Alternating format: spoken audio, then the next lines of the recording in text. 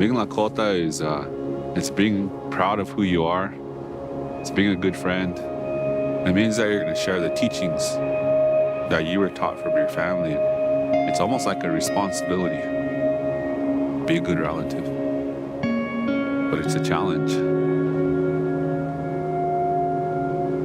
If you want to completely subjugate and oppress another society, one of the first things that you do is you control their food. Beginning with the mass slaughter of the buffalo, about $2 trillion worth of wealth has been extracted from our people. We still tried to maintain some of our hunting practices, but we were still dependent on treaty rations. Food and the access to our treaty rations was used as a means of control.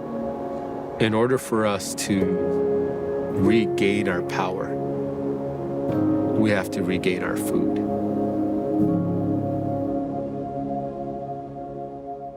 The current state of the food system here is that there are really only 3 main grocery stores here on the reservation. The community members there have to make round trips of 20 to 40 miles just to get to a convenience store or a grocery store. The produce that you find isn't the best quality. People also live in multi-family households. They're more concerned with quantity versus quality. And so a lot of times people are having to get whatever they can on their budget. And unfortunately, what's cheapest right now is a lot of processed foods. Traditionally, Lakota people weren't known for being farmers. We were known for being hunters and gatherers. I would say that we are making farming a new tradition for us. So our 7-gen plan is how we see everything playing out in the next 7 generations. And how do we prepare for that? How does our food look? Where's it coming from? The concept of 7-gen is ancient, referring back to the genius of many indigenous populations, that they were always thinking about the future.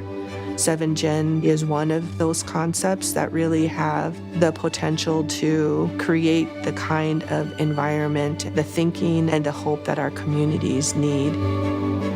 Because we started with food first, it was really easy for us in terms of planning for the first generation, which is the next 30 years.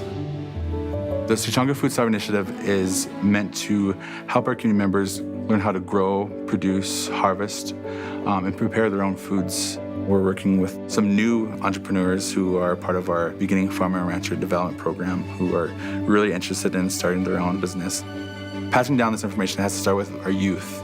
So we're always really excited to get youth up in the garden area and teach them how to grow their own food, how to harvest it. The garden is a place for gathering and for teaching. We also have a geodesic, geothermal greenhouse. We were able to grow some of these exotic foods that we would normally have to get shipped in from other countries and other parts of the United States. And so for us, this is just a way to reclaim some of that system that we aren't normally a part of. And what we're trying to do now also is adding the regenerative piece to it and making sure that we're not putting chemicals into the ground. We're always really trying to leave the land better than how we found it. Food is medicine. And so we are really trying to change people's mindsets and perspective around food and really trying to build that connection with food again.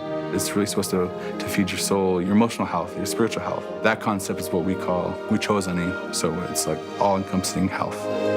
Our vision to create a sustainable, regenerative, culturally appropriate food system for our people in the region by growing our own food, by embracing regenerative agricultural practices, by bringing buffalo back. Those are the kinds of solutions that the entire planet needs. And if we can do it here, in the 3rd poorest county in the entire United States, we can for sure do it anywhere in North America, and I believe that we can do it anywhere in the world. So in 2050, I really see a lot of housing projects. I can see more people doing buffalo harvest. I can see schools having community gardens and greenhouses. The orchard that we had planned really blooming and blossoming. Grandkids working with their grandmothers and preparing a meal for their family. I would probably be cooking with indigenous ingredients. In the year 2050, I see my people being food sovereign, being happy, being healthy, being good relatives. Being Lakota is it's being a good friend. It's being proud of who you are. Be a good relative.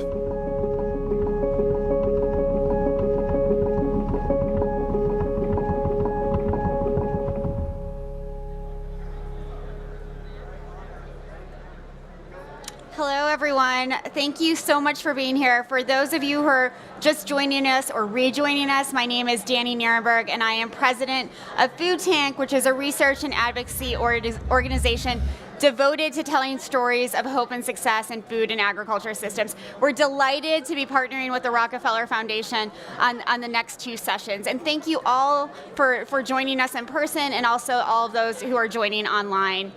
Right now, we're going to talk about a really unique initiative, and you saw a taste of it right here with the 7-Gen visionaries. And I love this idea of regaining power through food, and that's what we're going to talk about for the next little while. The Rockefeller Foundation launched a competition to enlist transformational and really inspirational visions for what food systems could look like in 2050. It was a very, very bold move, and I remember talking to Roy Steiner, who's in the audience today, about this before it came to fruition. And I thought to myself, this is really exciting. This is a prize that not only recognizes true transformation, but also gives visionaries the resources, the capital to launch their visions, to get them off the ground in really creative ways. We will be hearing from some of the top 10 visionaries of the Rockefeller Prize, the Rockefeller Food Vision Prize. And so it's now my pleasure to introduce you to the first one. I am excited that Jian Yi can be here. As an independent filmmaker, I think Yi is going to come up on the stage on the audio here real quick, I'm hoping. Hi, good morning. Hello, Yi, so nice to have you. Thank you for inviting me. Let me just introduce you a little bit more eloquently than I just tried. You have been at the forefront of building sustainable food systems in China through documentary filmmaking, through the Good Food Fund, which is a Chinese sustainability and health-based NGO. Your vision for 2050 Beijing is shifting the majority of the population to plant-based diets and educating communities on nutrition and their role in transforming food systems. And you're going to do this through a lot of creative ways that we can talk about, but one is a good food hub, which will help communities get resources around plant-based foods. So your project is called From Mama's Kitchen to Metropolitan Beijing. And it focuses on how farmers, scientists, and chefs, really unusual collaborators in a lot of ways, can work together to increase diversity and improve access to nourishing foods. So when we spoke last month, you communicated the urgency that you feel about these issues. And I'm wondering if you can talk about the collaboration you created and why it's so necessary, right now, Yi. Yeah, we carry out our work with a very strong sense of urgency. If we think about this, all these issues, if any of these issues can wait, then we won't have so much of urgency now. If you look at the issue of climate change, biodiversity loss, population growth, and public health, all these issues, can any of these issues wait? And food system transformation has become the crossroads for transforming, for us to tackle many of these issues. So we have to go about our work with a sense of urgency. We are not left with a lot of time, to be honest, all over the world. And the magnitude of this problem really requires us of very strong, resolute determination and commitment to this issue. And this is the climate conference, and as we all know, food system transformation can play a very important role for us to mitigate climate change. Absolutely, and I love how you discussed that food is really at the crossroads of all of these different crises we're facing. Obviously the climate crisis, but also our health crisis, the biodiversity crisis, every crisis we're facing around inequality and other issues. So I'm wondering, you were so innovative in creating this vision. What do you want others to learn from it? I mean, if this can happen in Beijing, can it happen elsewhere? Yeah, definitely. We know number one, we would like people to know that these problems are real. You might not see it on your daily lives, on your dinner table. It's probably hidden somewhere, but they are real. And these issues. And secondly, these issues are realistic. We do have realistic approach to solving these problems. We are living in a very different here, like for example, here in China, with the rapid economic growth in the last 30 years, we are in a very different landscape now in terms of where I get our food, where our food is produced, where food is shared. We are in an entirely different landscape now, but a lot of people are not actually aware of that, and that actually creates that problem of not being able to work, people being working in silos and not really taking a systemic approach to this issue. So number one, we want people to realize this problem is real. Number two, for them to realize that we have realistic approach to solving the problem. Absolutely, and I'm glad you said that. We do have real solutions to real problems, but the urgency is so great that we need to start now. We can't wait for others to solve those problems for us. Yi, it's so great that you could be here. I wish you were in person. Maybe at the next COP, I'll get to meet you. But thank you so much for your vision, and thank you so much for your work. We will now Thank you. Thank you so much. We will see a short video about Yi's incredible vision.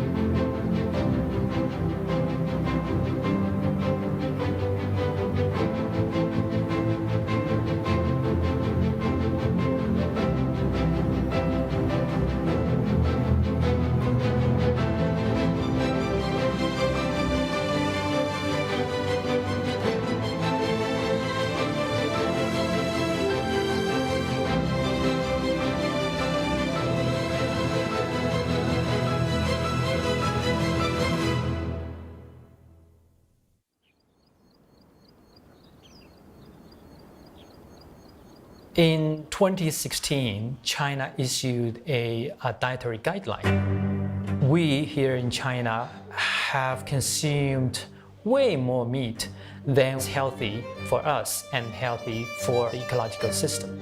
We have seen a paradigm for food consumption changed in the last 3 decades. We've been favoring ultra-processed products over whole foods. The sheer size of China means that overconsumption of meat has a huge environmental footprints and public health impact. I founded the Good Food Fund, and Mama's Kitchen is one of our projects that focuses on healthier and more sustainable food. The word mama in Mama's Kitchen refers to Mother Earth. We have to take good care of Mother Earth through a better food system. A dramatic shift to more plant-based or plant-forward diet will see a major improvement of public health. We will see major improvement of animal welfare and have major breakthrough towards our planetary health. We don't want people thinking that we are promoting vegetarianism. There might still be meat on your plate, but they are playing a secondary role. China, as an agriculture nation for centuries, developed a cuisine that is very much plant-centric. We chose to start our experiment here in Dali because we feel like we can build a much better hub in a city like this to connect producers and consumers. 白族人呢，他们世世代代呢，在这个大理这边生活，那他们呢也积累了非常非常多的这样的饮食智慧，所以他们会吃很多很多的蔬食，完全不需要用肉来添加。我叫吴红平，3年前这个创办了苏方舟。作为一个国家，可能我们有14亿人口，但是有3亿人是有这个心血管疾病啊，或者有这个三高啊。我认为是可能我们需要去做的就是一个是从源头开始。For a long time, we've been disconnected with food, how food was produced, who produced them, how they came to our dinner table. The industrialization of our food system has built this huge wall between our food and us. And that was not a problem for our ancestors because they saw how food was grown and who produced them. Knowing your food is a core part of our Mama's Kitchen's initiative. The kitchen is where the future and the tradition can perfectly merge.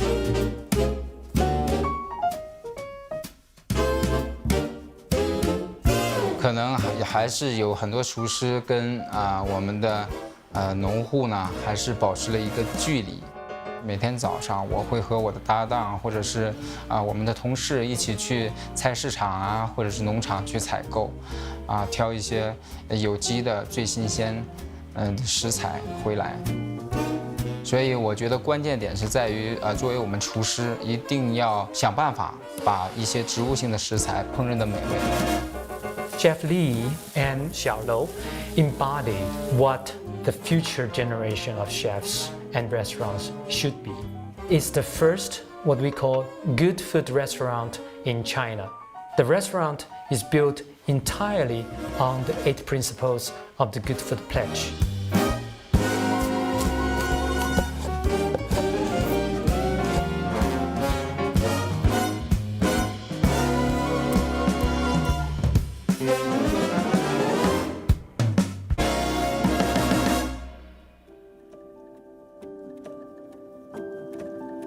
If I close my eyes and think about 30 years later, in 2050, what the world would be like, what our food system would be like, I would imagine our restaurants will be all like the Xiaolou restaurants. The restaurants that are providing healthy, nutritious, safe food for the communities, but at the same time supporting a good food system. I would imagine there will be many farms like VeggieArc that creates mini ecosystems that are part of a larger ecosystem. And all of them are healthy and sustainable and humane. 2050年，可能我们全球都会以蔬食作为一个主要的，我们的这样一个饮食结构。肉食可能会有，但是呢，可能是会被更善意的对待的动物。50年以后，那肯定是我们人是过得非常幸福的，就是你不要为了这个吃什么东西去伤脑筋，而且也不要去，因为所有的东西它都在我们的眼前，那这个自然界它自然就提供给我们了。Food does not just feed us in 2050. Healthy food that is produced sustainably will also connect us to create a more conducive living environment for all of us on Earth.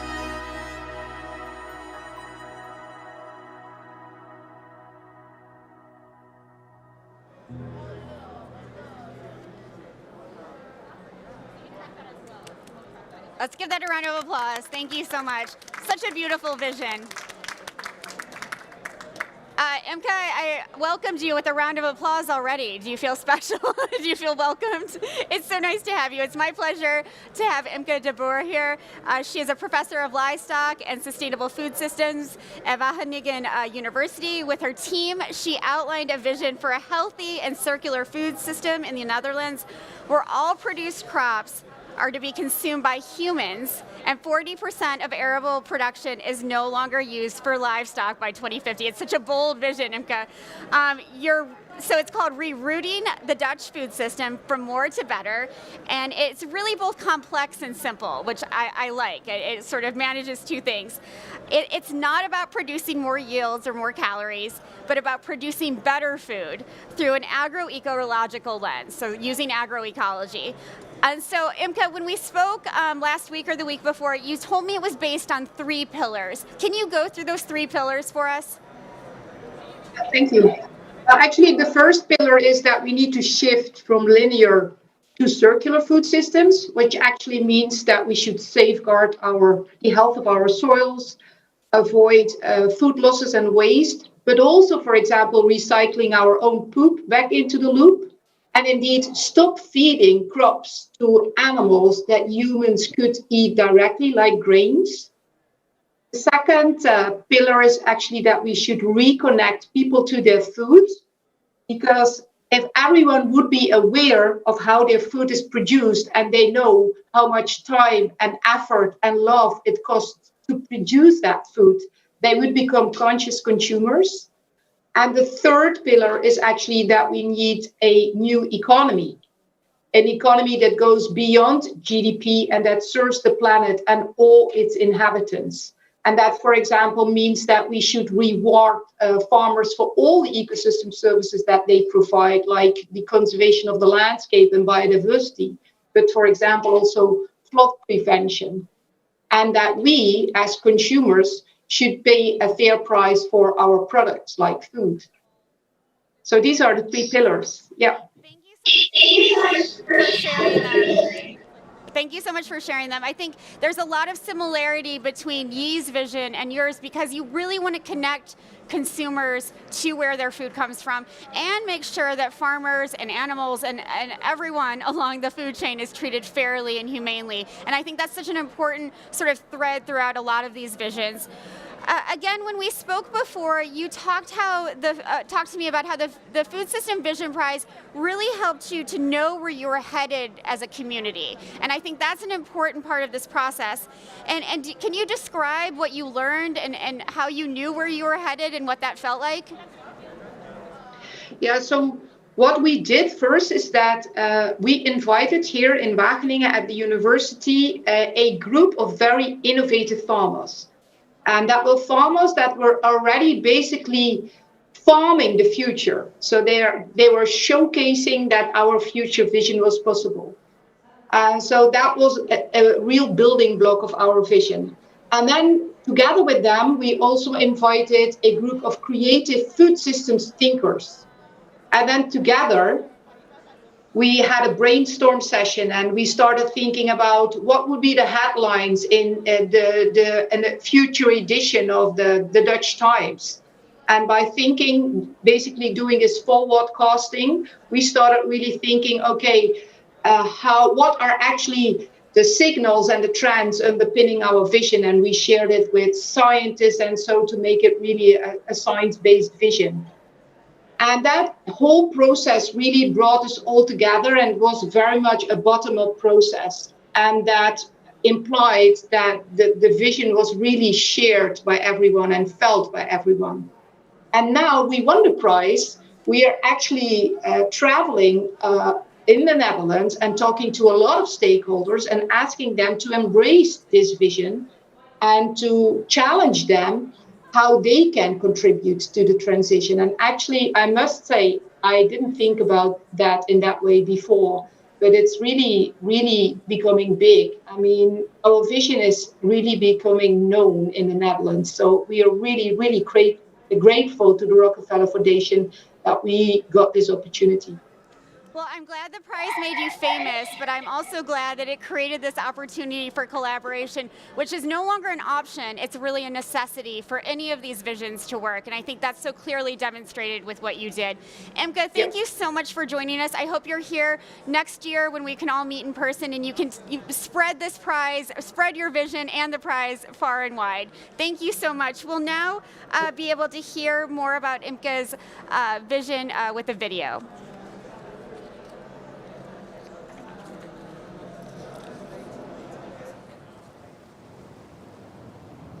Als we de wereld meer bezien vanuit ons, ja, het klinkt een beetje wollig, maar vanuit ons hart. Want ik denk dat dat de meest duurzame plek is om te zijn in een mens. Want vanuit je hart, ja, dan kijk je gewoon heel anders naar je omgeving. Dan ben je veel meer een deel ervan. En je bent ook veel nederiger. The Netherlands is often stated to be the second most important exporter of agricultural products. The current economic system is really focused on growth. This efficiency, this focus on more, has come at an expense of animal welfare and human welfare. Because we have a high density of people and animals in the Netherlands, there is also quite some environmental impact associated with our agricultural systems. So as part of our vision, moving from more to better, we want to emphasize the importance of moving towards more sustainable farming practices.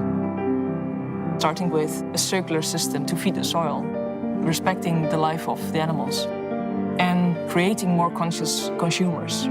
This combination of elements makes more sustainable food systems. Evelien and I had a chat and we thought this is our opportunity.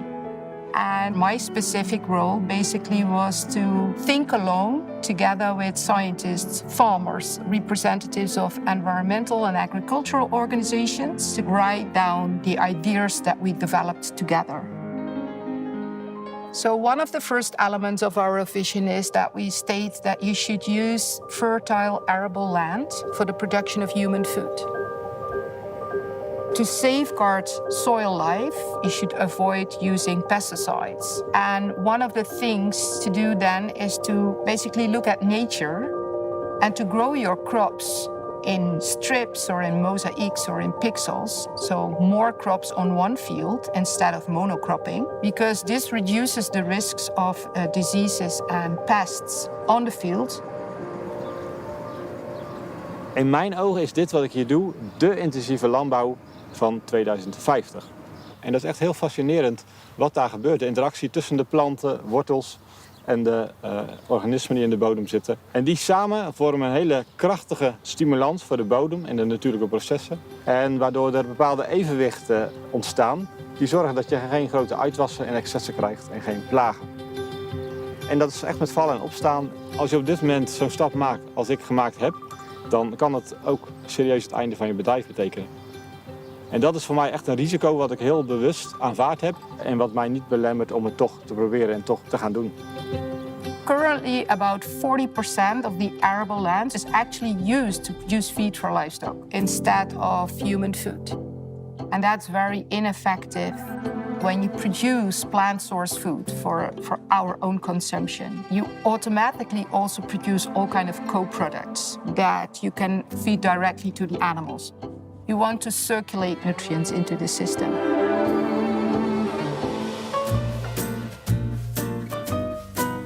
Kipster is a farm that really shows how a systems approach to animal production involves changing in many different aspects. Het grote, unieke ding van Kipster is dat we onze kippen voeren met restrommen. Dat zijn dus producten die wij als mensen niet meer kunnen eten. En wat vooral gemaakt is uit bakkerijproducten. We continuously learn more about the emotional intelligence of animals and the importance of giving space to their natural behavior. A very practical example is basically the farm of Keizerstranden. Our cows are outside for 250 days a year. They do what they naturally like, and that is just grazing grass. Our cows, they produce dairy and meat, but they also produce a safer landscape. The river floods along her farm. By making sure that the grass doesn't grow too high and that the river can go into the floodplains when it's needed, our cities remain safe. So she's also paid for taking care of her landscape. If we keep animals for the production of our food, then it's very important that we really listen to them and that we adapt the conditions they live in such a way that they can be themselves.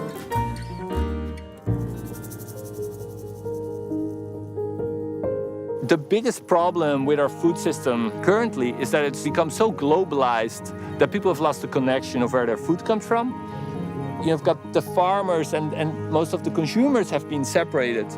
So what you need to do here is create a kind of prosumer, so people who actually consume but also produce at the same time. Herenboerderij is a farm of 200 families. And together with the farmer, they develop the farm plan. And they grow the type of crops they want, and they produce the food in the way they want to produce it. It allows people to enter the farm, learn about how food is produced, and thereby also creating more conscious consumers. For us, creating more conscious consumers is really fundamental because people have to learn to respect food, as it takes a lot of energy, effort to produce it. And this is a mindset that we need to learn again, I think. Every time you go out and buy a food product, you basically vote for a certain farming system. And this is something that people are not often aware of, but I think is really important. You can have an influence on how your food is being produced, what kind of system, what kind of farming practices.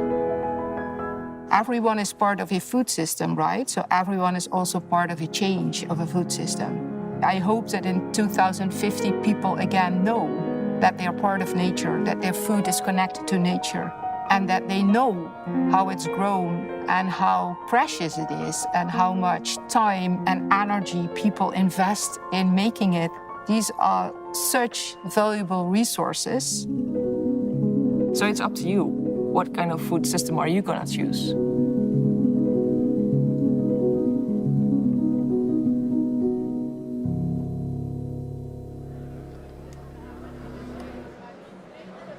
Let's give that a round of applause. Again, we're seeing the connections that are necessary between consumers and producers and really creating that conscious eater that can make better food decisions. And really imagine if we paid farmers for creating really beautiful, wonderful, healthy landscapes and making better health for us all. So we're going to shift gears a little bit, and I'm going to introduce Tom Leach. Tom is the founder and president of Media Red, a company that produces entertainment for brands, nonprofits, businesses, and other organizations. They partnered with the Rockefeller Foundation to develop short documentaries around the finalists of the Rockefeller Food System Vision Prize. That's what we've been watching, these beautiful films that Tom and his colleagues created. So Tom, you had a really interesting last 21 months, probably more interesting than a lot of us. With your colleagues, you were able to almost achieve the impossible. You were able to travel all around the world and help these leaders, these visionaries, tell their stories and do it safely during a pandemic. And I'm wondering if you can talk about that process. Sure. It's an honor to be here. I think in terms of the challenge that we had ahead of us, it was one that we weren't chasing. It was the Rockefeller Foundation that reached out to us about filming some video at a conference that was going to happen in Italy. So here we are, we signed up and we thought, hey, let's go feature these 10 amazing visionaries that are going to be coming together in Italy. It'll be great. You know, we'll go out to Lake Como and tell some stories. Unbeknownst to us, a global pandemic hit, and we were left with a challenge. The challenge was that we were going to postpone our storytelling, and these amazing 10 visionaries that we knew had important stories to tell would be paused. And we went to the Rockefeller Foundation with an alternative strategy. Roy Steiner, Sarah Fairley became huge advocates for us at the Rockefeller Foundation, and we presented an opportunity to go around the world and to tell these stories, not at a singular conference, but to go capture these amazing visions all around the world. We were then presented with a challenge of, is this possible? Can you do this? I have an amazing team of some of the greatest storytellers in the world, from our director, Matt Thompson, to my producers, Andrew York and Guo, that literally worked night and day for months, just trying to get access into these countries in a safe, dynamic way, and then simultaneously figure out ways that we could capture with a very small footprint. These films that you're watching have maybe 3 or 4 people that are going and telling these big, sweeping, epic these stories on a global basis. So yes, it was a challenging, dynamic, amazing 21 months. We're still in it. We just got let into India, and we're filming over the next week or two. So it's been an amazing opportunity, and we've been grateful to the Rockefeller Foundation to let us push the envelope and do it in a safe, strategic way to make sure that these stories are told in a very important time in our global world that, you know, we need to to tell these stories and to continue to make a difference. Absolutely. Storytelling, I feel like, is more important than ever before. It's always been important, but it's now even more crucial. And finding that inspiration and documenting those stories. What's your advice in 30 seconds for storytellers of all kinds? It's one thing to tell a story, but we need to make people feel something. I call it video for the sake of video. There's a lot of storytellers that are creating things that aren't creating enough emotional impact. A good story, will create a call to action. It will create a movement. And I don't think there's enough people telling stories. We're spending a lot of time trying to educate people and getting people to learn elements, but we forget that we need people to feel something as well. Yeah. So for all of those storytellers, it's one thing to educate, but how do you create amazing stories that create emotional connections? Because that's what actually drives change, rather than giving a bunch of stats and a bunch of facts. When at the end of the day, if people aren't going to be motivated, it's not going to be powerful enough to create the change that we so desperately need. Absolutely. So well said, Tom. Thank you so much. I now get to turn to Elizabeth Kamani Maraga. She's a public health nutrition specialist, a research scientist, and the head of maternal and child well-being at the African Population and Health Research Center. Liz is passionate about improving lives and promoting human dignity through policy-relevant, action-oriented research around child nutrition and food security in sub-Saharan Africa. Liz, your vision on restoring Nairobi to a place of cool waters, I think, is such an amazing vision. And I love the title. It's almost like a poem. It gives me a lot of hope just in the title itself. When we spoke a few weeks ago, you talked about the importance of changing the narrative and viewing food as a human right, not as a commodity. How does your project, how does your vision really advance that kind of storytelling? Yes, thank you so much. Yes, the food in our context has been so commodified in our environment that it becomes it is considered a commodity, and for that reason, many people are not able to access it. In urban areas, especially where people depend so much on purchased food, it is even a greater problem because our cities, a lot of people are becoming purchase food, and many of them do not have money because many people in our urban areas are increasingly poor. Like in Nairobi, where I do my work, about 60% of the urban residents are living in slums. So really, they are poor. And so if they have to buy food, all the food that they eat, then many of them are hungry. Our research has shown that about 80% of households are actually food insecure. And during the COVID-19, the vulnerability was even increased. So, and it's not just about hunger. It's also about the safety of the foods that people are eating. Because of the commodification of food, people use a lot of agricultural chemicals. And a lot of this food comes from rural areas, and a lot of that is contaminated with chemicals. And so people are eating food that is unsafe, that is unhealthy, because of people are trying to increase the yield by unsafe use of chemicals. And this is due to this commodification. And this is also leading to environmental degradation and loss of biodiversity. And so we want to change the narrative from food commodification to decommodification of food, recommodifying food, so that food is valued in a different way. We want to see food valued as a human right. Absolutely. That can be protected, respected, and fulfilled, and as a common good that can be shared in our societies, and as a public good that the government can take charge of, so that the government can also promote universal food access. We have universal health coverage, we have universal education. We want to see universal food access as a policy. So in my context, we are promoting this we are promoting agroecological urban farming in our environment in our context so that we protect the environment, but also feed the people with dignity, with safe foods and adequate food. We are promoting food rescue system to redistribute food from where it is in excess to where it is needed, so that people can have, those who don't have food can have access. And we are also promoting a social movement for this narrative change. Wonderful, Liz. Thank you so much. You mentioned this aspect of dignity that I think is so important.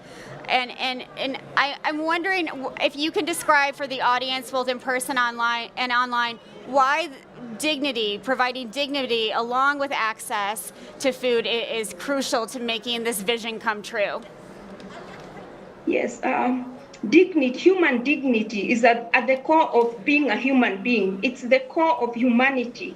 And if people are hungry, if people are eating unsafe food, unhealthy foods, if people are living in degraded environments, we cannot talk of human dignity. People sleeping hungry, people going to scavenge for food, and you don't know what you'll eat tomorrow. You can't talk of dignity. And in these environments, like I talked about in urban areas, a lot of people are poor and cannot access food because food has to cost money. So really, that's the issue of dignity. Absolutely. We want to encourage, to promote human dignity through supporting people to feed themselves in dignity, but also working with the government to ensure universal food access increasingly. One of the things that I really liked about your vision, Liz, is you talk about this idea of living in peace and harmony in the spirit of Ubuntu, and I know I'm mispronouncing that. Can you explain that concept and why it's so important for realizing the vision?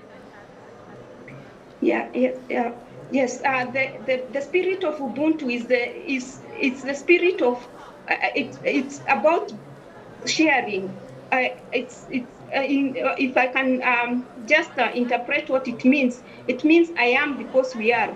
We support each other in our food system, sharing of food. So we want to promote that. So people do not have to see that food has to cost money for people to eat. We can share within our neighborhoods. Like as I was growing up, we shared food within our neighborhood, and people had food to eat in our neighborhood. We lived in that kind of community, but that is being lost with urbanization. But we want to bring it back, and that's why we also want to start the food rescue system. Sure. So that can encourage the food sharing, so that people are not sleeping hungry while other food is being dumped in the landfills. It's such a great concept. I love this idea of I am because we are. Thank you so much, Liz. Congratulations again on being a visionary. We're now going to see a mini documentary about Elizabeth Vision. And I want to thank all of the panelists who have been able to join us online. We'll have our next session after the documentary. After we get to see the documentary, the next panel will be introduced by Louise Gray, who is a freelance journalist, and we'll hear about healthy and sustainable diets. So please play the documentary.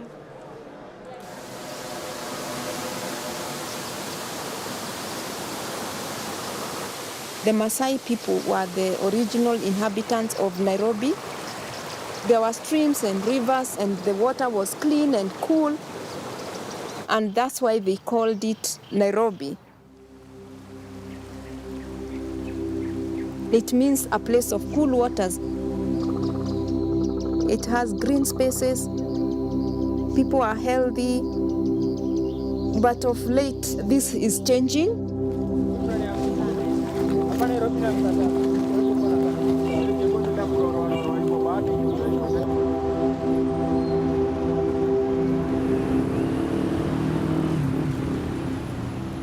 Growing up as a young kid, there was no guarantee that we could get 3 meals in a day.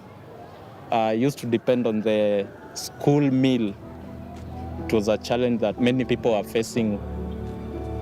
If my neighbor cannot have food, we are not food secure. When I was growing up, sharing food was a common thing that we did. is about the value of Ubuntu. I am because we are. It's the spirit of helping one another. It's the spirit of sharing. But the world is urbanizing, and we are losing that culture of Ubuntu. In 2050, it's considered that Nairobi will be triple the current population. Nairobi has been fed by the neighboring rural counties, but the regions that are actually feeding Nairobi are themselves becoming not just urban, but concreted. So there is less production of food. The African Population and Health Research Center has been working in Africa for about the last 20 years. And the objective was to actually be able to understand the urbanization processes and the impacts of those on health. I joined APHRC in 2003. I have been conducting research on nutrition and food security amongst the urban poor, trying to understand their situation, their lives, and their health. All that really inspired me to start thinking about this vision, to really promote agroecological urban farming across the socioeconomic divide, to ensure that people can produce safe food for themselves and feed themselves with dignity. Our vision is to restore Nairobi to a place of cool waters that is food secure, healthy, and environmentally friendly.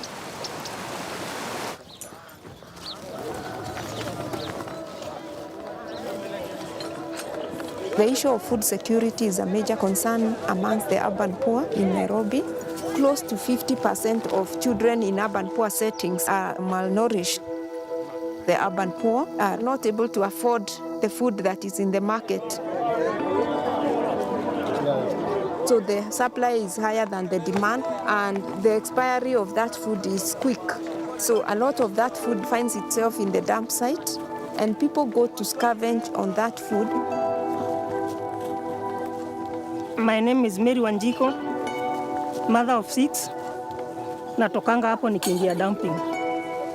Ziko lakini hatuwezi kula. Huwezi jua kwa nini alitupa. Mwenye ameweka wako na nguruwe. Jiri, mimi nikienda na 150, sinaweka zote kwa jiko. Some people scavenge on that food to sell it to the people in the urban poor settings, but other people scavenge and use it themselves directly. Mimi naweza omba kuwe na mdhamini, anaweza dhamini hao watu, nawe uanze biashara yako utoke huko.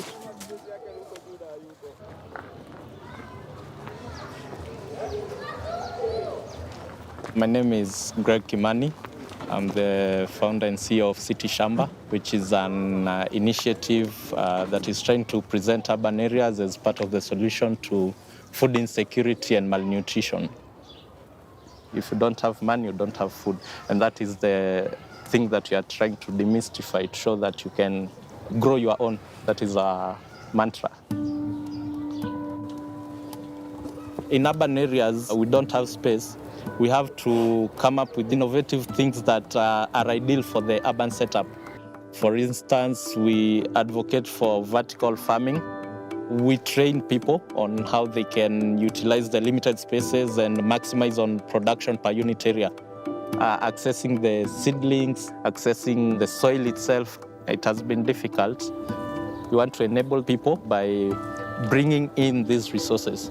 With something like 2,000 Kenya shillings, you can get soil in a bucket and you can also get seedlings. We plant indigenous vegetables which are very nutritious. We are also teaching people to reuse water for agricultural purposes.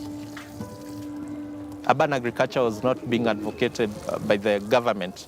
If you are found doing agriculture even on the road fringe, you could be jailed for that. But now we have favorable policies here in Nairobi that are regulating and promoting urban agriculture. The Right to Food movement is a movement that we want to kick off. It is important that people can take charge of what they are eating. We really want to promote this spirit of Ubuntu, encouraging people to share any excess food. In the middle income areas, people may have bigger spaces so that they can be able to produce more.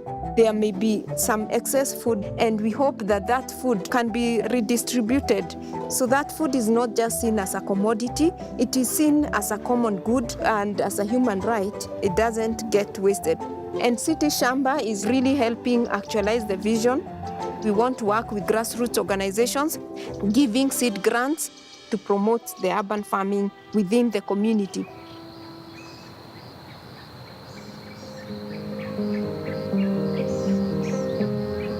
In 2050, I see edible landscaping everywhere. People have vegetables and fruits in their backyards, in their balconies. I see canopies of fruit trees everywhere. Wherever people go, they can enjoy fruits. And I see people sharing food in the spirit of Ubuntu. And there is no one hungry. People are eating healthy food, and they are healthy themselves. I see a very beautiful place called Nairobi. It's a place that has cool waters. I see a beautiful life ahead.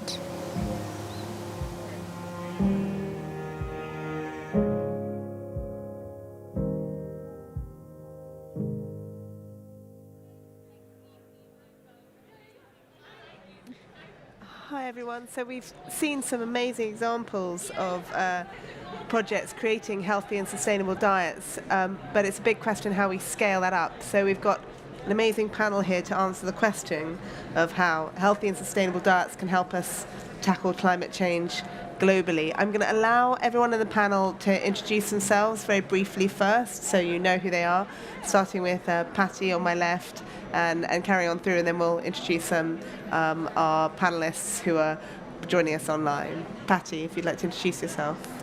Thank you, Louise. Hi, everyone. I'm Patty Fong with the Global Alliance for the Future of Food.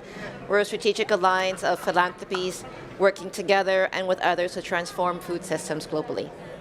Thanks. Yeah, hey, everybody. I'm Brent Loken, Global Food Lead Scientist at WWF. Pleasure to be here.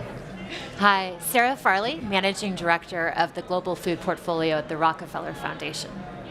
Hello, everyone. I'm Lano Aikanet. I am one of the Deputy Directors of Zero Hour, which is an international youth-led climate justice organization. Namakolo, if you'd like to introduce yourself. Yeah, thank you very much. My name is Namkolo Kovic. I am a Senior Research Coordinator at the International Food Policy Research Institute. I'm based in Ethiopia, but I'm also the current President of the African Nutrition Society. Thank you. And lastly, Lujane. Hi, everyone. My name is Lujane Kulmani. I'm the Director of Global Action at EAT and Senior Advisor to the Executive Chair. That's an amazing panel to hopefully give us some answers. I'm going to start off with you, Patty. I understand that your background is in energy. Having moved into the food systems arena, how do you see food systems meeting the challenge of climate change and 1.5 degrees in the same way that we have perhaps with renewable energy and some of the things we're seeing going on at the conference?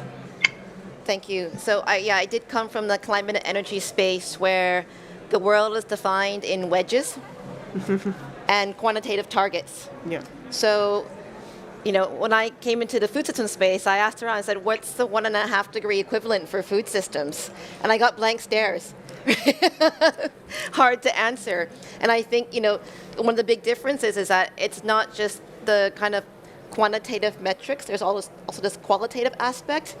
And, for the Global Alliance, the way that our members, when they become part of the Alliance, they are signing up to not just transforming food systems, but food systems that are defined by 7 principles, which are around systems that are healthy, resilient, equitable, resilient, renewable, and interconnected. And I think that's what makes it different, is this aspect, this kind of more qualitative aspect. But I think what's similar around both is that the transformation, whether you're talking about energy systems or food systems, there's a justice element, an equity element.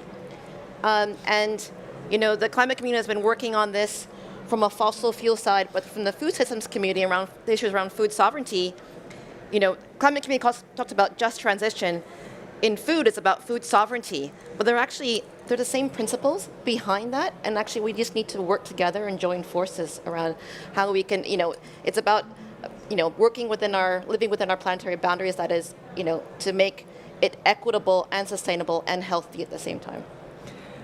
It's highly complex, isn't it? And actually quite emotional food, which makes it more difficult. Sarah, we talked about how difficult that is. What is the soundbite or North Star needed to help people understand the goal for food systems and climate change? Well, I think the soundbite is there's 3 things without which we really can't move forward. We need a definition, we need data, and we need incentives. So a definition. We've had some really, really important global efforts to put forward a description of what a diet would be that is both healthy for humans and healthy for the planet, including the Lancet as being really an incredible example of that. But the world hasn't galvanized and adopted it and endogenized it to the point that we can really say across the board we have consensus. And so 1, we need a definition of a healthy and sustainable diet. The second dimension on data, right now almost no country in the world consistently and deeply tracks who is eating what and what the impact is in terms of micronutrient sufficiency, non-communicable diseases, greenhouse gas emissions, etc. So we're really shooting blind. And there's a bit of an alphabet soup right now of really interesting efforts to do this. One of them is Intake's Global Diet Quality Score, another really interesting diet quality questionnaire. But without that data, we really don't know where we are above, below baseline. And so the data piece is so essential. But I think behind both of those is this question of incentives. When are we going to define and push and enable the incentives that will make it impossible for countries and companies not want to calculate what their impacts are in terms of driving forward good food, both for humanity and for the planet? And I'll say, being here at COP and realizing the great report I just was reading from EAT and WWF, that not a single nationally determined commitment has a statement on healthy and sustainable diets. Literally not one. That is something that we as a community need to change. We need to shift. The incentives need to make it impossible for that to continue into COP27. So if it's not quite a soundbite, but at least if we could introduce goals for countries here, just as we're introducing goals for carbon reductions related to food. Well, later on in the panel, I'd like to talk about what those goals could be, but for now, we'll move to Brent from WWF. Patty mentioned planetary boundaries. We're certainly beyond them, and WWF does reports every year on that. Can you talk about the connection between food systems and overshooting those planetary boundaries, and the kind of thing we could do at this conference to help limit that and, reduce climate change? Yeah, I think it's becoming increasingly well known that food systems are the single leading cause of environmental degradation today. And I can give you your soundbite that if we don't consider and take a food systems approach, we will not achieve Paris. Yeah. Period. Okay. If we don't take a food systems approach, we will not achieve Paris. Now, that's something I think people are having a tough time wrapping their head around, because when we think about climate change, we think about electricity and transport. It's about driving and flying and the lights and everything else, right? But we don't think about the fact that it's about food. Now, to give you an indication of just how important food is and taking a food systems-based approach when we're thinking about climate change, is that, let's say hypothetically, everybody decarbonizes right now today. Magically, everybody goes down to zero, except for the food system. The food system by itself will overshoot that 1.5 boundary that we're talking about within the next 40 years. Just the food system by itself. 70% of all food system-based emissions will come, or of all global emissions will come from the food system, if we continue to consume food like the way that we are doing today. So food system is an absolutely huge, big deal. But we talk about agriculture, we talk about food loss and waste, we talk about land use change, but we don't talk about diets. Diets are completely off the table. We're talking about methane. Obama, in a speech, mentioned the importance of methane as the single, like that key thing that we can do to actually tackle climate change, but we're not connecting that back to diets. And until we start to connect the dots, to talk about all parts of the food system, we will overshoot the planetary boundary. We will put way too much greenhouse gas emissions into the atmosphere, and we will not be able to achieve this target. So it's monumentally important. So diets are like the elephant in the room.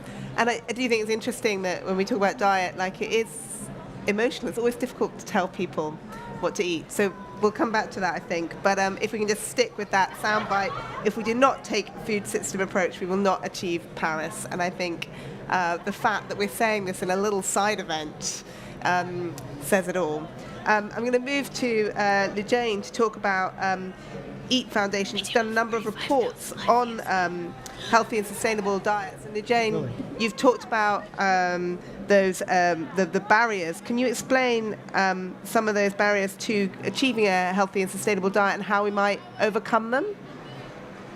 Yeah, thanks, Louise. And just also following up from what Brent has flagged, there are several barriers that we're able to highlight in a joint report that we have published together with GlobeScan, where we have conducted a global consumer research in over 30 countries where more than 31,000 people were involved to understand their different point of views from different people from different markets. And I want to summarize those barriers into 3 barriers. The first one is that around a quarter of people, they simply don't understand what healthy and sustainable diet basically is. And there's a huge amount of education that needs to be done to make people understand better in much clearer way through schools, formal education systems, clear, easy understand labels, as well as incorporating the full cost of food, including the carbon footprints. There needs to be factors in, and consumers needs to be aware of the next time they go to supermarket and pick up their grocery from the shelves. The second one is in relation to availability. We found out that more than a third of people struggle to buy healthy and sustainable food. So the problem is simply down to availability. It's not there to purchase or to consume. So if people are not going to shift their consumption habits, are not going to shift their diets if they cannot find the options. And part of the answer here lies with the big food brands and the supermarkets. So we need to make such products actually available and visible to everyone. Again, labeling is quite important. Promotional campaigns, advertising, making such options available on food shelves and supermarkets, on their stores, in packaging. And here lies a huge responsibility on companies to make such food available, as well as governments in putting the certain policies and regulations and making businesses accountable. The third and last but not least is that the affordability piece, which is a huge barrier. 48% of people that we have surveyed says that the reason they cannot buy such healthy and sustainable food because they cannot afford it. Again, this perception is the reality of half the people who struggle to buy the right sorts of food. If healthy and sustainable products are more expensive, then this got to change in order to meet the Sustainable Development Goals and the Paris Agreement targets as well. So we must create a level playing field for consumers to make the right choices that are not based on the price alone. It's important to stress here that there's nothing intrinsic about healthy food that makes it more expensive than unhealthy. The big culprit here is flawed policies in favor of unhealthy choices, such as how the agriculture subsidies are structured, for example. So for these policies need to be overhauled. Retailers And food and beverage companies must also take responsibility. So they need their consumer to understand better the true value of food, the true value of the healthy food. And that's also another job for the marketing and advertising teams to take on, and one they must deliver on. That's really interesting that you talk about companies, not just countries, and maybe controversial perhaps, in the same way that we're inviting fossil fuel companies, perhaps need to be talking to big companies. I'll move on to Namakolo, who's the shift needs to be global, and you work a lot in Africa. Tell us more about how the international community can work together to achieve healthy and sustainable diets. I think the international community, with respect to Africa, can actually work in such a way that you address some of the issues that Brent and Jane raised earlier. We are seeing a shift in dietary patterns, for example, on the African continent, and we are shifting away from more wholesome food to more highly processed foods. And cost and what have you is included in there. But the issue is that we are also losing traditional consumption patterns, foods that we were having that are actually could provide a healthier diet. The knowledge about those foods is also being lost. So what can the international community do? Well, for starters, I do not think as incomes rise on the African continent, we should be looking to Africa as a market for unhealthy food. That should not be. If incomes are going to go up on the African continent, food companies that want to use Africa as a market must rather bring in the evidence that we've got from the global north. We know what is not healthy. Let's leave those unhealthy products behind and be more creative on the African continent, produce different products, make use of our existing consumption patterns that are more healthy, and use those as the starting point for what type of products we might be able to produce for the population. If we do that, we would then benefit from the challenges that have arisen in the global north by not repeating them in the global south. Unfortunately, what we are doing now is simply repeating the same mistakes that have been made elsewhere. And yes, we can argue about not knowing much about healthy diets, but I've been in meetings where you discuss sustainable healthy diets and people fight back, not because what you are saying is not healthy, but sometimes it's because they see threats to current production practices. And so they want to steer you away from what would be healthy because somehow they find it threatening to current production practices. And so I think we need to be honest about where we are in terms of what is healthy, what companies are producing, what they should be producing. When I get asked by companies to say, oh, no, but we don't know what to do, tell us what to do. We actually do know what to do. We know high sugar is bad. We know salt is bad. We know too much fat is bad. We know ultra-processed is bad. So we actually have a lot of information on what we need to avoid. But we will do it because somehow profits are coming from there, but we need to strike that balance. But when we are moving into low and middle income countries, let's build on the good that is there and start a new trajectory and not bring in unhealthy dietary product practices.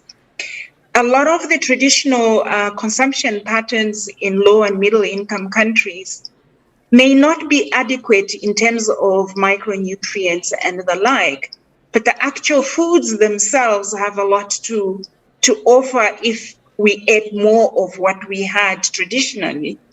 So the issue is to deal with the food system from a perspective of years of lessons that have been learned in low and middle incomes and building on the good that is there, bringing the good that we can bring from the global north and start a different trajectory for low and middle income countries.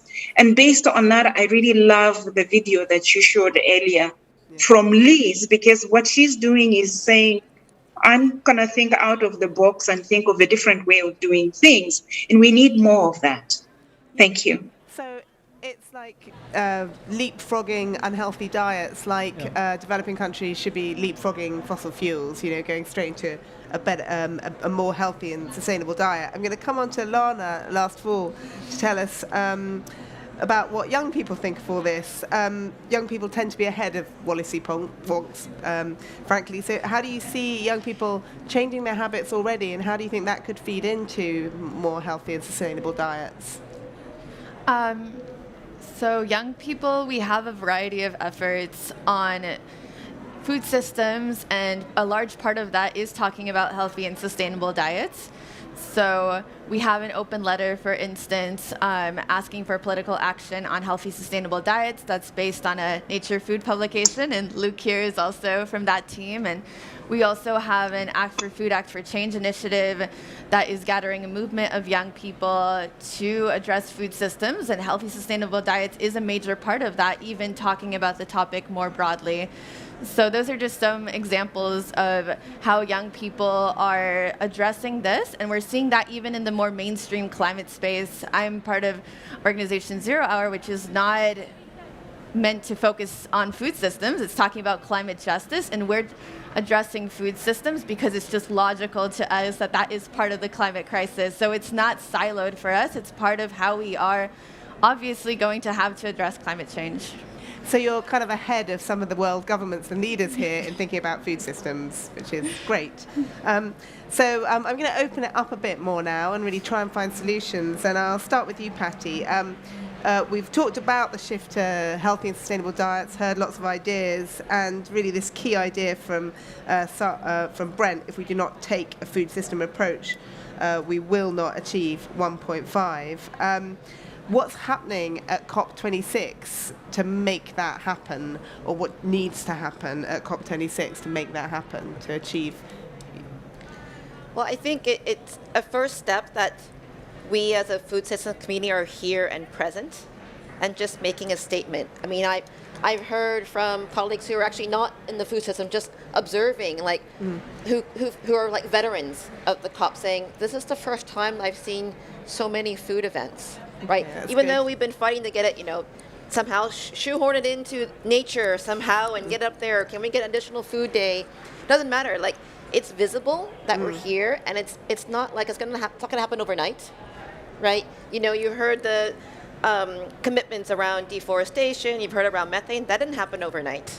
No. I just hope that we can work on food systems a little bit more quickly, but learn from the campaigns, the coordination, the collaboration that has happened, and really use this kind of momentum that we need to have action on climate change, and the sense of it's urgent, there's a climate emergency in place to really work together. But I want to caveat that, because we do feel a sense of urgency, but it cannot replace the need to take time out to build trust, and to develop that co-ownership of solutions, because it cannot be top-down. It's got to be decentralized. It's got to be led by the local communities. Because if you talk about diets, they're inherently rooted at cultural levels, at community levels, and there's no one solution.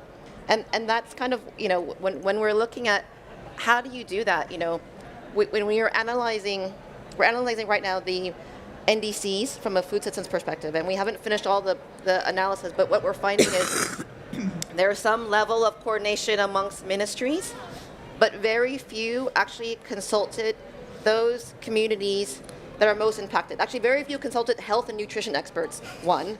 Very few consulted those that are like most impacted, marginalized communities, let alone, those that hold the kind of traditional or indigenous knowledge of what the solutions can be.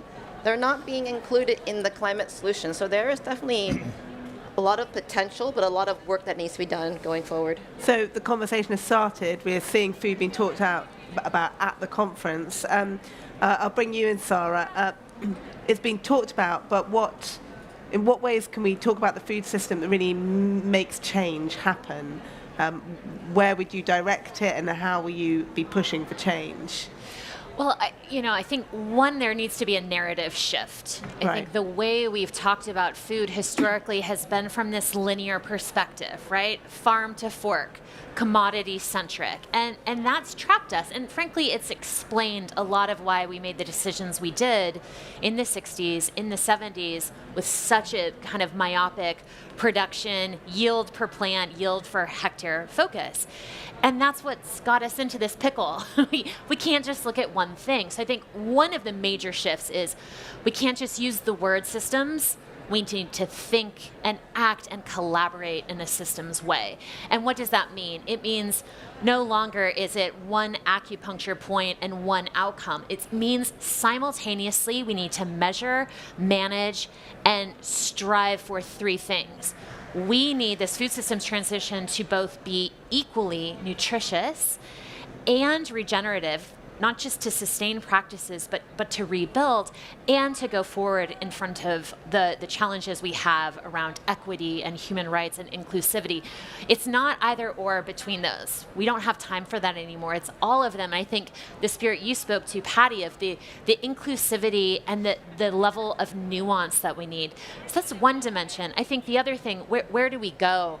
It's part of why this conversation began with watching these beautiful visions and the articulation of what does it look like when you can bring together nutrition and regeneration and equity. And it's the constructs we heard from the visionaries, the Lakota visionaries, Washozane, like this idea that health isn't just my body, it's my spirit, my heart, my emotions, my community. It's Ubuntu, as we heard from Liz, right?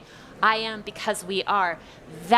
Those kinds of principles, I think, are what we need to underpin the shift in narrative that can unlock other levers around policy, around procurement, and beyond.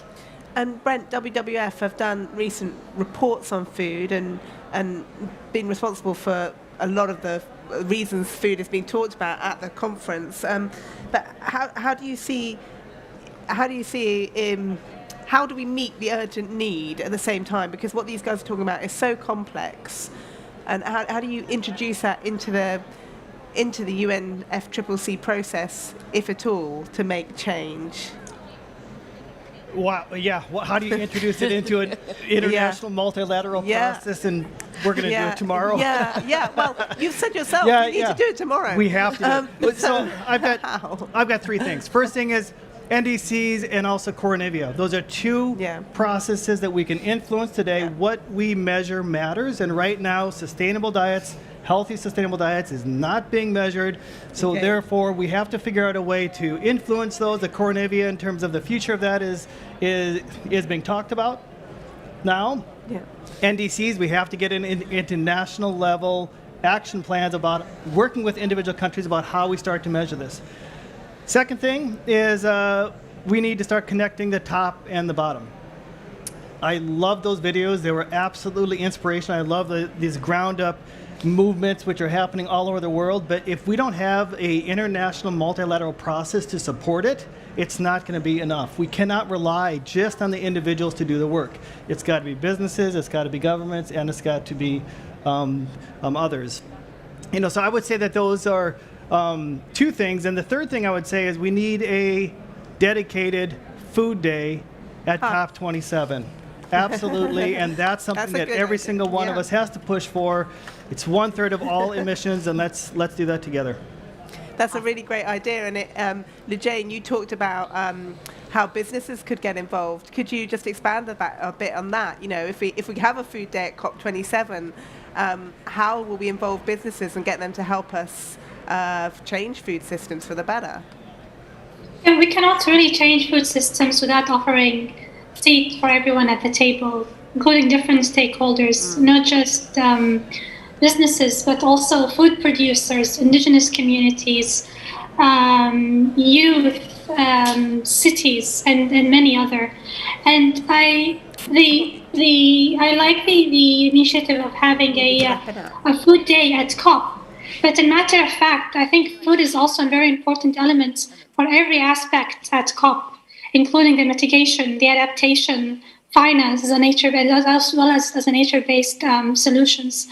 Unfortunately, at this COP, we have noticed there's a bit of a limited participation of many of the private sectors, including the leaders who are trying to take a very ambitious and game-changing actions towards sustainable food systems without having an inclusive process where it's a platform of different stakeholders, including businesses, can present their solutions where we can not just hold them accountable, but also celebrate their success and reward their positive change. We will not be able to change the food systems or integrate them within the climate agenda. And beyond just COP, the coalitions that have emerged from the UN Food System Summit process is a great example of the need of a multi-stakeholder fora or platform to bring different stakeholders together. EAT, together with GAIN, WWF, WHO, FAO, WFP, UNICEF, and UNEP have launched global coalitions only focusing on healthy and sustainable food systems for children and all, to align different efforts across sectors for collective impact to address different forms of malnutrition, as well as the environmental impact of food productions. Because such coalitions is exactly what we need right now to mobilize further action, bring everyone around the table, mobilize financial and non-financial resources, particularly toward lower middle income countries, and support countries to implement their NDCs, their national adaptation plans, their national food system pathways on the ground. And that is much needed for true impact and progress for the overall global food system agenda. Namakola has already spoken about how developing countries can get straight into that, into more healthy and sustainable diets, without like leapfrogging, perhaps some of the processed foods and things we've seen in the global north. So I'd like to end with we're going to have to wrap up with you, Lana, talking about young people again. All of this means dietary changes. I'm thinking about veganism. I'm thinking about more local food, and I'm just wondering how young people see dietary change. Is it something they're frightened of or something they're embracing? Embracing, yeah, definitely. Absolutely. And I think one of the difficulties that we see, if you mentioned between the veganism and the we need to eat a lot more meat, is kind of this polarization that results in when we want to talk about healthy, sustainable diets, because it is so critical, getting the response of, oh, it's too controversial, which I think is completely incorrect, because there is so much space between those two that we can move forward. If there's so much of a common basis of agreement that we can find where it needs to be equitable, where we should move to more plant-rich food systems, and it doesn't have to be all or nothing, that we need to have healthier soils. Like, there's so much of a basis of agreement in between the extremes, and I feel like that is overlooked so often. There's actually a response that we got recently about it's too controversial to talk about. We were talking about methane. There's a methane pavilion at COP26 right now, and there's no event on food and agriculture being addressed at the methane pavilion, which is absolutely ridiculous. And when we proposed an event on healthy, sustainable diets, they said it's too controversial. It can't be talked about. So it's a response we get very often. It's completely, we can see all the people here. There's such a range of between the vegan and the livestock small-scale farmer, and there is so much that we can agree on and that we can move forward with, because we can't afford to not address this because of excuses like that. Absolutely, I would say very well put. I would say that's a ridiculous excuse and could hold us all back. I'm going to have to wrap out there, but I look forward to seeing all of you at Food Day at COP27. Absolutely. And another conference like this. Thanks all. Thank you. Thank you. We missed the